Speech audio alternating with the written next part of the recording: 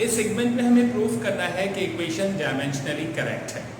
हमारे पास एक इक्वेशन दी जा रही है s is equal to b i t plus half a t square. अगर इक्वेशन के दोनों साइड पर सेम डायमेंशंस आ जाए तो वो इक्वेशन डायमेंशनली करेक्ट होगी। इस इक्वेशन में s जो है वो बिलोंग करता है लेंथ से, डिस्टेंस है, डिस्प्लेसमेंट है, तो s का डायमेंशन l। वेलोसिटी का डायमेंशन होता है आपके पास l अपॉन t। जैसे जी वेलोसिटी कराया था मैंने तुम लोगों को, वेलोसिटी जो है वो इनिशियल हो फाइनल हो कोई भी हो, इसका यूनिट होता है मीटर पर सेकंड। मीटर जो है वो लेंथ फैमिली में और सेकंड जो है टाइम फैमिली में, तो वेलोसिटी का dimension l upon t। t जो है वो हमारे पास टाइम, हाफ एक नंबर है, इसको लिखना पड़ेगा डायमेंशनली करेक्ट। ये है डायमेंशनलेस कांस्टेंट, राइट, इसको डायमेंशन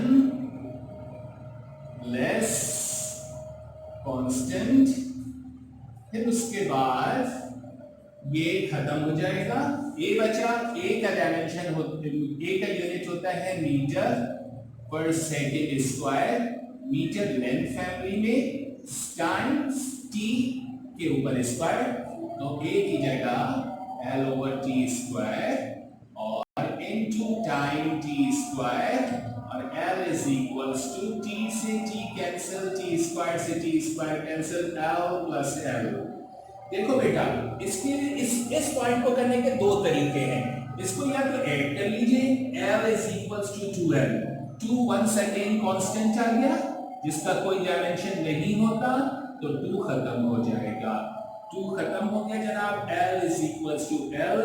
अगर दोनों साइड पर सेम डायमेंशंस आ जाए तो equation is dimensionally correct. Therefore the above equation is dimensionally correct। यहाँ पर एक और तरीका है बेटा, जब भी प्लस हो रहा हो या माइनस हो रहा हो, लेंथ में से लेंथ ऐड हो रहा है। फॉर एग्जांपल एक लेंथ है 2 मीटर और एक लेंथ है 1 मीटर, तो आंसर जो है वो मीटर में ही आएगा, 3 मीटर। तो 3 जो है वो कांस्टेंट हो गया, तो मीटर बचेगा, मीटर का डायमेंशन l होगा। तो जब भी डायमेंशन के अंदर हम प्लस कर रहे होते हैं तो आप ऐसा भी कर सकते हैं कि जब भी 2 प्लस वाली साइन आ जाए या माइनस वाली साइन आ जाए तो इसके बजाय खाली एक लेंथ आप ले लें। तो यहाँ पर ये भी हो सकता था, इस वाली साइड पे ये भी हो सकता था, l is equals to l plus l और l is equals to l, dimensionally correct equation. तो डायमेंशन में एडिशन नहीं होती, अगर ऐड करके लिखोगे तो वो नंबर आ जाएगा, वो डायमेंशन लेस कांस्टेंट हो जाएगा। इसको इस तरह से डायरेक्ट भी कर सकते हैं। तो students, the equation is dimensionally correct.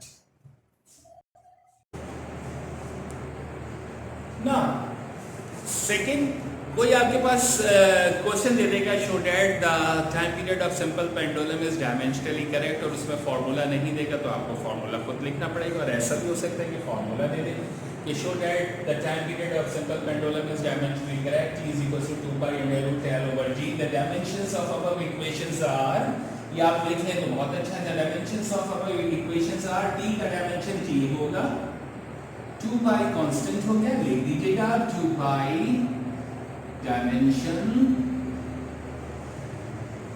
Dimensionless constant, dimension नहीं होता। जो भी दुनिया में नंबर है जिनका यूनिट नहीं होता उसका डायमेंशन नहीं होता, खत्म हो गया। लेंथ का डायमेंशन l और ग्रेविटी का डायमेंशन होता है l ओवर टी स्क्वायर। कैसे होता है समझा चुका हूं, पहले दोबारा भी समझा दूं। मीटर पर सेकंड स्क्वायर, मीटर जो है लेंथ फैमिली में, सेकंड जो है वो टाइम फैमिली में स्क्वायर है, तो स्क्वायर तो इज इक्वल्स टू, इसको डिवाइड हो रहा है, ऊपर आकर मल्टीप्लाई हो गया, l is equals to t square upon l, l से l कैंसिल हुआ, t is equals to under root t square, square से रूट कैंसिल हो जाता है। किस तरह से, वैसे डायरेक्ट काट सकते हो अगर करना चाहो तो, टी स्क्वायर, स्क्वायर रूट की वैल्यू 1 अपॉन 2 होती है, 2 से 2 cancel, t is equals to t। The equation is dimensionally correct, right. नीचे लिख दोगे the equation is dimensionally correct. बहुत कंफ्यूजिंग एक इक्वेशन है 2ax is equal to bf square minus vi square. Student बहुत इसके अंदर मिस्टेक कर देते हैं, लेकिन अगर आपके समझ में आ जाए तो 1 मिनट की इक्वेशन है। इस सेगमेंट को देख लो।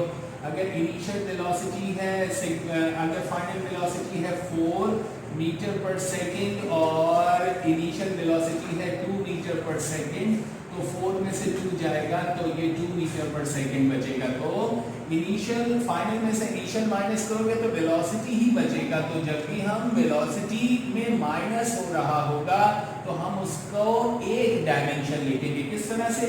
2 जो है वो डायमेंशनल लेस कांस्टेंट हो गया, where 2 is constant dimensionless constant आ गया बेटा।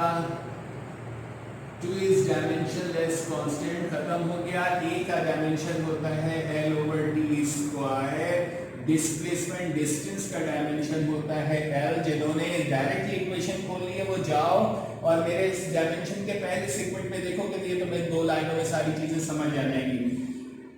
फाइनल वेलोसिटी का डायमेंशन भी L over t square. Initial velocity हो, फाइनल वेलोसिटी हो या कहीं चेंज इन वेलोसिटी हो, इन सब का यूनिट होता है मीटर पर सेकेंड। तो डायमेंशन L ओवर टी होगा।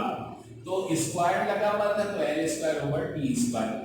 फाइनल वेलोसिटी इनिशियल वेलोसिटी भी L square over t square. ये बात समझानी है बेटा, जिसमें सारे स्टूडेंट फंस जाते हो।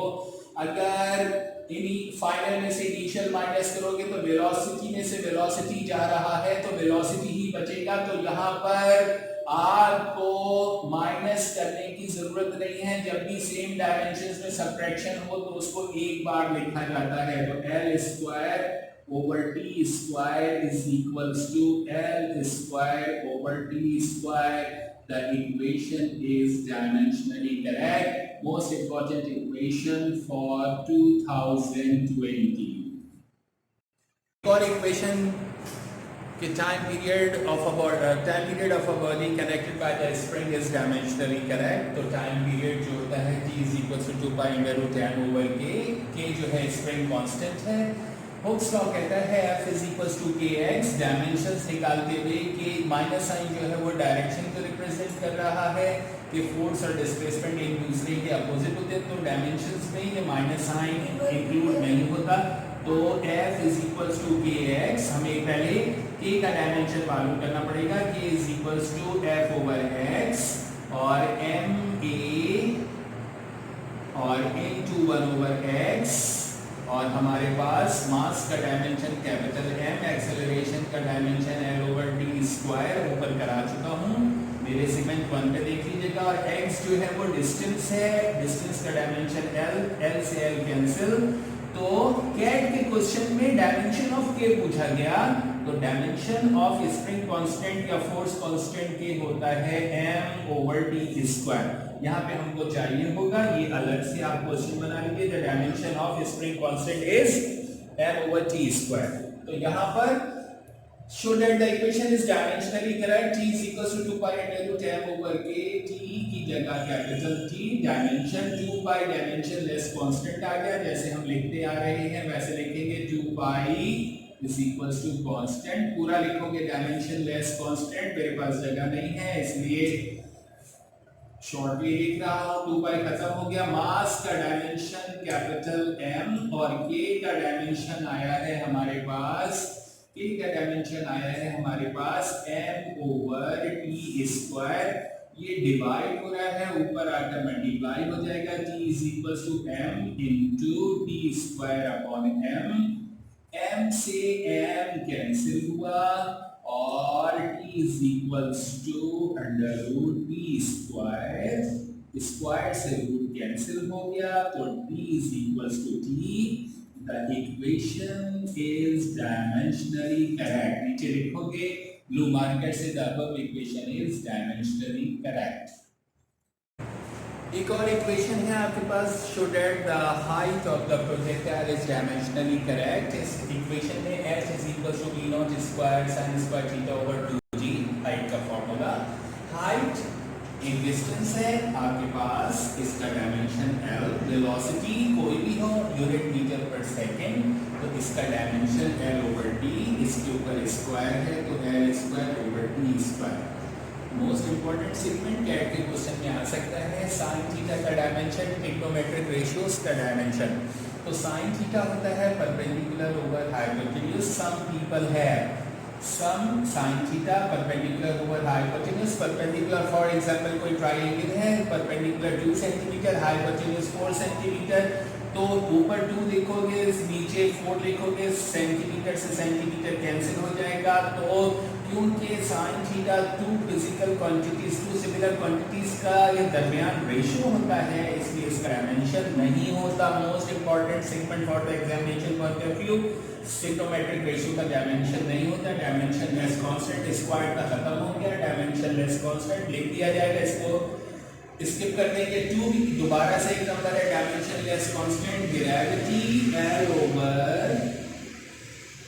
L/T², ग्रेविटी मीटर पर सेकंड स्क्वायर होता है। मेरा सेगमेंट डायमेंशन का पहला देखोगे उसमें सारा कराया है मैंने, मीटर पर सेकंड स्क्वायर L/T², ये नीचे डिवाइड हो रहा है, ऊपर आकर मल्टीप्लाई हो जाएगा, L²/T² is equals to T²/L, T² से T² कैंसिल, एक L से एक L कैंसिल, दोनों साइड पर सेम डायमेंशन आ जाए तो dimensionally correct equation, therefore the above equation is dimensionally correct।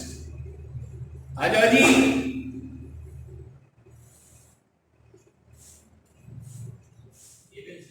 कई पेपर में ये इक्वेशन आए, show that the acceleration of a body connected by the string is dimensionally correct. इस equation में a is equals to m1 minus m2 divided by m1 plus m2 into g। यहाँ पे बेटा सुन लो दोबारा से, ऊपर भी मासेस हैं नीचे भी मासेस हैं, मास से मास, हम एक एग्जाम्पल ले लें ताकि समझ में आ जाए, एग्जाम में आपको डायरेक्ट कैंसिलेशन करनी है। अगर m1 है, if m1 अगर हमारे पास है 4 kg और m2 है हमारे पास 2 kg, तो अगर हम इस इक्वेशन में पुट करेंगे m1 minus m2 divide by m1 plus m2, सुन लो और से सारे 4 kg minus 2 kg divide by 4 kg plus 2 kg, तो ये आ जाएगा 2 kg ओवर 6 kg, kg से kg कैंसिल, नंबर आ जाएगा, तो ये इस डायमेंशन लेस कांस्टेंट आ जाएगा। तो इस इक्वेशन में जब भी आपके पास ऊपर और नीचे सेम फिजिकल क्वांटिटीज हो, भले वो ऐड हो रहे हो सब्ट्रैक्ट हो रहे हो, उनके डायमेंशन एक दूसरे से कैंसिल हो जाएंगे और वो कहलाएंगे dimensionless constant. Dimensionless constant, dimension cancel हो जाएंगे। तो यहाँ पर भी ऊपर भी मासेस हैं नीचे भी मासेस हैं, तो ये कैंसिल हो जाएंगे, तो इसका डायमेंशन आपके पास या यूं भी लिख सकते हैं, एक्सेलरेशन का डायमेंशन L/T², और ऊपर मास का डायमेंशन आपके पास कैंसिलेशन से सही हो जाएगा, ये कैंसिल हो गया, ग्रेविटी बचा, ग्रेविटी का डायमेंशन L/T², तो डायमेंशनली करेक्ट इक्वेशन। यहाँ भी जुमला लिख सकते हो, where m1 minus m2 upon m1 plus m2 is dimensionless constant, dimensionally correct। We start very important equation for the examination point of view, show that the equation of Newton rings is dimensionally correct। इस साल exam में most important है students, तमाम students, cat के question में भी पूछा जा सकता है, ये भी पूछा जा सकता है कि r का डायमेंशन क्या है। In this equation r is the Newton rings, radius of the Newton rings, capital R is the radius of curvature of convex lens, n is the number of Newton rings, और lambda is the wavelength of light। The equation show that the equation is dimensionally correct। तो r आपके पास Newton rings का radius है, r आपके पास Newton rings का radius है, और r जो है वो क्योंकि डिस्टेंस है, डायमेंशन l, तो r की जगह l आ गया बेटा। इसके बाद अंडर रूट आर जो है वो कॉन्वेक्स लेंस का, आर जो है वो रेडियस ऑफ कर्वेचर है कॉन्वेक्स लेंस का, क्योंकि ये भी एक डिस्टेंस है इसलिए रेडियस ऑफ कर्वेचर का भी डायमेंशन एल, राइट। तो ये भी आ गया आपके पास एल। n माइनस हाफ जो है वो एक नंबर है, नंबर ऑफ न्यूटन रिंग्स। तो n एक नंबर है, नंबर में से नंबर माइनस होगा तो डायमेंशन लेस कांस्टेंट। तो यहां पर dimension less constant n minus half खत्म हो गया। वेवलेंथ लैम्डा, वेवलेंथ लाइट की वेवलेंथ एक क्रस्ट और एक ट्रफ का डिस्टेंस होती है, एक क्रस्ट और एक ट्रफ का डिस्टेंस होती है, तो इसका यूनिट होता है मीटर और इसका डायमेंशन होता है एल। तो वेवलेंथ की जगह भी l is equals to under root या एल स्क्वायर, स्क्वायर से रूट कैंसिल हुआ, l is equals to l. The equation is dimensionally correct. Very important for the year of 2020 boys. कोई भी क्वेश्चन हो आप मुझे मैसेज कीजिए, आप मुझसे क्वेश्चन कीजिए, मैं उसका जो है वो आपको बताता चला जाऊंगा, राइट। पास पेपर भी साथ साथ लेते रहते हैं बॉयज। पास पेपर 2017 में आया, the equation of standing wave is dimensionally correct. F is equals to 1/12 under root force F या tension F into L over M। यहाँ पर बुक के अंदर टेंशन दिया हुआ है, राइट। तो यहाँ पर पास पेपर में F into L over M, इसको डायमेंशनली करेक्ट प्रूफ करना है। 2017 में 2 मार्क्स थे या 4 मार्क्स का आया बेटा। फ्रीक्वेंसी का dimension, frequency reciprocal of time period is called frequency. The dimension of frequency is 1/t। तो जहन में रहे दूसरी साइड पर 1/t आएगा। 2 जो है डायमेंशन लेस कांस्टेंट आ गया, 1/2 कांस्टेंट आ गया बेटा, कोई डायमेंशन नहीं होता, लिख दीजिएगा। डायमेंशन लेस कांस्टेंट मेरा डायमेंशन का सेगमेंट 1 देख लीजिएगा, उसमें कराया है। लेंथ का डायमेंशन लेंथ ही रहेगा बेटा, और अंडर रूट फोर्स का डायमेंशन होता है F is equals to ma। Force का डायमेंशन कैपिटल M है और L अपॉन T स्क्वायर है, तो फोर्स का dimension M L over T square into L। Length का डायमेंशन लेंथ ही रहेगा, मास को हम मल्टीप्लाई में ले जाते हैं आगे, 1/m, मास का डायमेंशन 1/m, राइट। इसको या यूं कर लो या यूं भी कर सकते हैं, एक एक चीज तुमको समझा रहा हूं, बिल्कुल आसान तरीके से करते रहो। अंडर रूट इसको यूं भी कर सकते हैं, f into L into 1/m, एक ही चीज है, आप वैल्यू पुट कर दो, 1/t 1/l। लेंथ का डायमेंशन लेंथ ही रहेगा, फोर्स का डायमेंशन निकाल लिया आपने, m l over t square into length का डायमेंशन लेंथ ही रहा, मास का डायमेंशन 1/m, m से m कैंसिल हुआ और ये बन गया आपके पास 1/t is equals to 1/l into under root l square over t square. बोलते जाओ, L square over t square, square से रूट कैंसिल हो जाएगा, तो 1/t is equals to 1/l into L upon T। L से L cancel, हाँ जी, उस 1/t ही रहा और यहाँ से L cancel is equals to 1/t। The equation is dimensionally correct। आखिर में लिखना है the equation, the above equation is dimensionally correct। 2017 most important dimension। Most most important and other, बहुत मुश्किल सी एक इक्वेशन अगर एग्जाम में आ जाएगी तो बच्चों को इरिटेट करेगी. Boys students, student the above equation is dimensionally correct और find out the dimension of velocity of projection Q. Chapter 8 है बेटा, पहला टॉपिक है. Student velocity of projection q is dimensionally correct. या what are the dimension of above equation? velocity का dimension होता है, पहला सेगमेंट देखना, वेलोसिटी का यूनिट होता है मीटर पर second, metre length family, second time family, n/t. तो ये आ गया n/t. ओमेगा एंगुलर वेलोसिटी भी होता है 2 पाई f, 2 पाई कांस्टेंट और फ्रीक्वेंसी का डायमेंशन 1/t. 2 पाई कांस्टेंट और फ्रीक्वेंसी का डायमेंशन 1/d. तो 1/d.